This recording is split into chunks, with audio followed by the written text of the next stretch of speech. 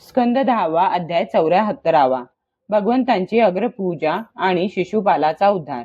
श्री शुक म्हणतात, जरासंधाचा वध आणि सर्व शक्तिमान श्रीकृष्णांचा तो महिमा ऐकून राजा युधिष्ठिर प्रसन्न होऊन म्हणाला. युधिष्ठिर म्हणाला, ब्रह्मदेवादी त्रैलोक्याचे स्वामी आणि इंद्रादी लोकपाल आपली दुर्मिळ आज्ञा मिळताच ती शिरोधार्य मानून तिचे पालन करतात. हे अनंता, तेच कमलनयन आपण स्वतःला राजे समजणाऱ्या शूद्र अशा आमची आज्ञा पाळता. खरे तर ही आपल्याला न शोभणारीच लीला होय.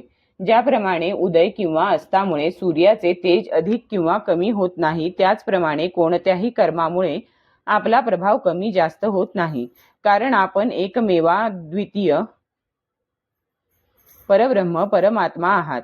हे अजिंक्य माधवा, मी माझे किंवा तू तुझे या प्रकारची पशूंप्रमाणे विकृत भेदबुद्धी आपल्या भक्तांच्या चित्तामध्ये कधीही असत नाही. श्रीशुक म्हणतात, असे म्हणून युधिष्ठिराने श्रीकृष्णांच्या अनुमतीने यज्ञासाठी योग्य मुहूर्तावर वेदज्ञ ब्राह्मणांना ऋत्विज म्हणून वरले. व्यास, भरद्वाज, सुमंतू, गौतम, असित, वसिष्ठ, च्यवन, कण्व, मैत्रेय, कवश, त्रित, विश्वामित्र, वामदेव, सुमती, जैमिनी, क्रतु, पैल, पराशर, गर्ग, वैशंपायन, अथर्वा, कश्यप, धौम्य, परशुराम, शुक्राचार्य, आसुरी, वितिहोत्र, मधुच्छंदा, वीरसेन आणि अकृतव्रण अशी त्यांची नावे होती. तसेच द्रोणाचार्य, भीष्म, कृपाचार्य, धृतराष्ट्र व त्याचे पुत्र आणि बुद्धिमान विदुर यांनाही आमंत्रित केले.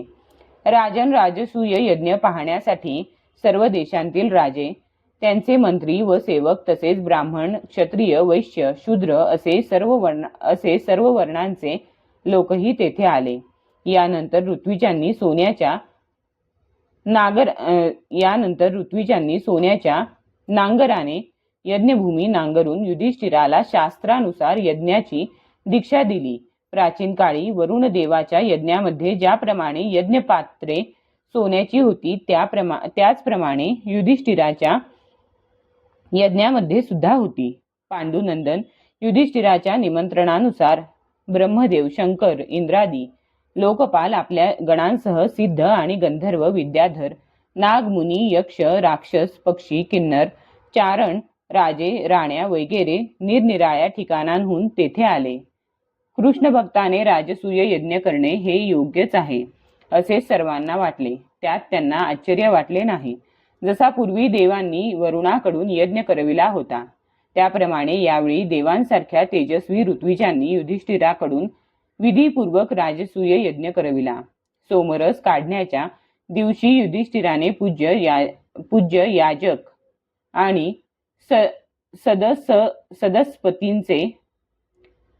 याजक आणि सदस्पतींचे मनापासून विधीपूर्वक पूजन केले. त्या यज्ञात कोणत्या सर्वश्रेष्ठ सदस्याची अग्रपूजा करावी यावर सभासद विचार विनिमय करू लागले. जितक्या मती तितकी मते, म्हणून काहीच निर्णय होऊ शकला नाही. तेव्हा सहदेव म्हणाला, यदुश्रेष्ठ भगवान श्रीकृष्ण सर्व सदस्यांमध्ये श्रेष्ठ आहेत, कारण तेच देव, देश, काल, धन इत्यादी सर्व काही आहेत.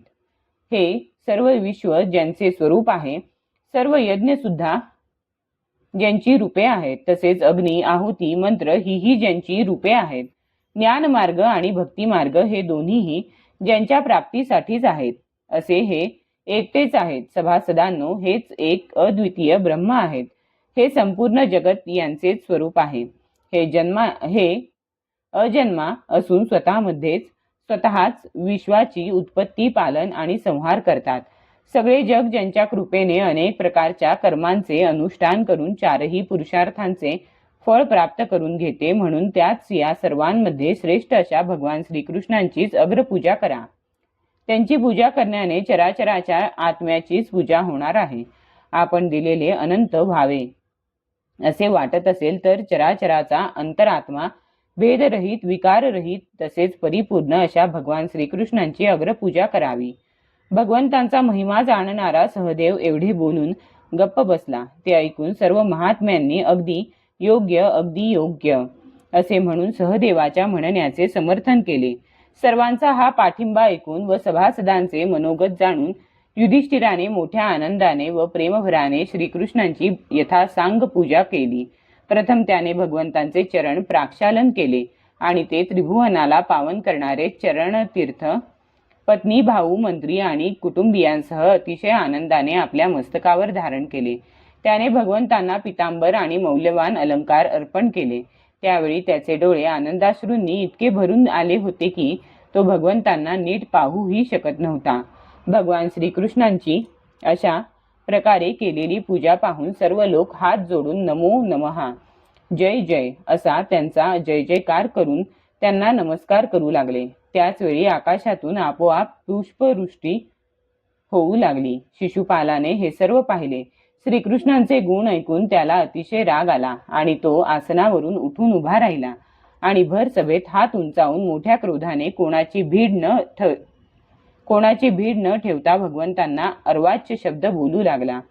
सभासदांनो, अटळ काळच ईश्वर आहे हे वेदांचे म्हणणे अक्षरशः खरे आहे. त्यामुळेच येथे बालबुद्धी व्यक्तीच्या बोलण्याने ज्ञानवृद्धांची बुद्धी सुद्धा चक्रावून गेली आहे. अग्रपूजेसाठी कोण योग्य आहे याचा निर्णय करण्यास आपण समर्थ आहात. म्हणून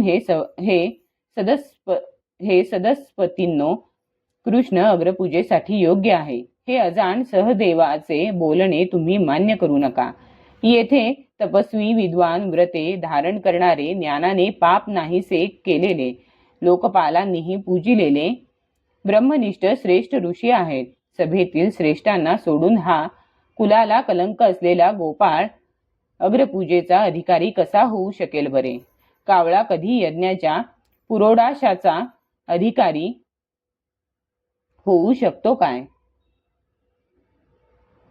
याला कोणताही वर्ण नाही की आश्रम नाही. हा उच्च कुळातही जन्मलेला नाही. हा सर्व धर्माच्या बाहेर आहे. हा स्वैर वर्तन करणारा आहे. याच्या अंगी कोणतेही गुण नाहीत. अशा स्थितीत हा अग्रपूजेला कसा पात्र होऊ शकतो? ययातीने याच्या वंशाला शाप दिलेला आहे. म्हणूनच सत्पुरुषांनी याच्या वंशालाच बहिष्कृत केले आहे. हा नेहमी धर्मबाह्य मधुपानात आसक्त असतो. तर मग हा अग्रपूजेला कसा पात्र असू शकेल? या सर्वांनी ब्रह्मर्षी राहत असलेल्या देशांचा त्याग केला आणि वेदचर्चा नसलेल्या समुद्रात किल्ला बांधून हे राहू लागले. तेथे राहून हे चोर सर्व प्रजेला त्रास देतात. शिशुपालाचे सर्व पुण्य संपले होते. म्हणूनच तो यासारखे अर्वाच्य बोल श्रीकृष्णांना उद्देशून बोलत होता. परंतु सिंह जसा कोल्हेकुईकडे लक्ष देत नाही, त्याप्रमाणे भगवान श्रीकृष्ण त्यावर काहीच बोलले नाहीत. परंतु भगवंतांची निंदा ऐकणे सभासदांना असह्य झाले. त्यांपैकी काही जण कानांवर हात ठेवून क्रोधाने शिशुपालाला शिव्या शाप देत बाहेर निघून गेले. कारण भगवंतांची किंवा भक्तांची निंदा ऐकून जो तेथून निघून जात नाही त्याचे पुण्य नाहीसे होऊन तो अधोगतीला जातो. त्यावेळी शिशुपालाला मारण्यासाठी पांडव, मत्स्य, कैकेय आणि सृंजय वंशी राजे संतापून हातात शस्त्रे घेऊन एकदम उभे राहिले. हे राजा, परंतु शिशुपाल बिलकुल घाबरला नाही. त्याने मागचा पुढचा काहीही विचार न करता आपली ढाल तलवार उचलली आणि भर सभेत श्रीकृष्णांची बाजू घेणाऱ्या राजांची तो निंदा करू लागला. तेवढ्यात भगवान श्रीकृष्ण उभे राहिले. त्यांनी आपली बाजू घेणाऱ्या राजांना थांबवले आणि स्वतः क्रोधाने आपल्यावर चालून येणाऱ्या शिशुपालाचे मस्तक आपल्या तीक्ष्ण धारेच्या चक्राने तोडले. शिशुपाल मारला गेल्यानंतर तेथे अतिशय गोंधळ माजला. त्याचे अनुयायी असलेले राजे आपापले प्राण वाचविण्यासाठी तेथून पळून जाऊ लागले. आकाशातून निखळून पडलेली उल्का ज्याप्रमाणे जमिनीत शिरते त्याप्रमाणे सगळ्यांच्या देखतच शिशुपालाच्या शरीरातून एक ज्योत बाहेर पडून ती श्रीकृष्णांमध्ये प्रविष्ट झाली. शिशुपालाच्या अंतःकरणामध्ये सलग 3 जन्मांपासून वैरभाव वाढत गेला होता आणि अशा वैरभावयुक्त बुद्धीने भगवंतांचे चिंतन करीत करीत तो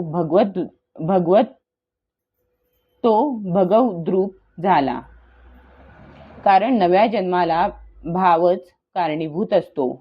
नंतर चक्रवर्ती राजाने सदस्य आणि ऋत्विजांना पुष्कळ दक्षिणा दिली. तसेच सर्वांचा सत्कार करून विधीपूर्वक यज्ञाच्या शेवटी करावयाचे अवभृत स्नान केले. योगेश्वरेश्वर भगवान श्रीकृष्णांना अशा प्रकारे राजाचा यज्ञ पूर्ण केला.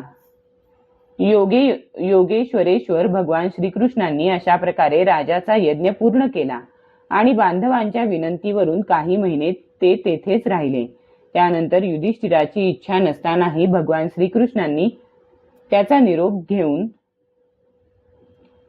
निरोप घेऊन आपल्या राण्या व मंत्र्यांसह द्वारकेकडे प्रयाण केले.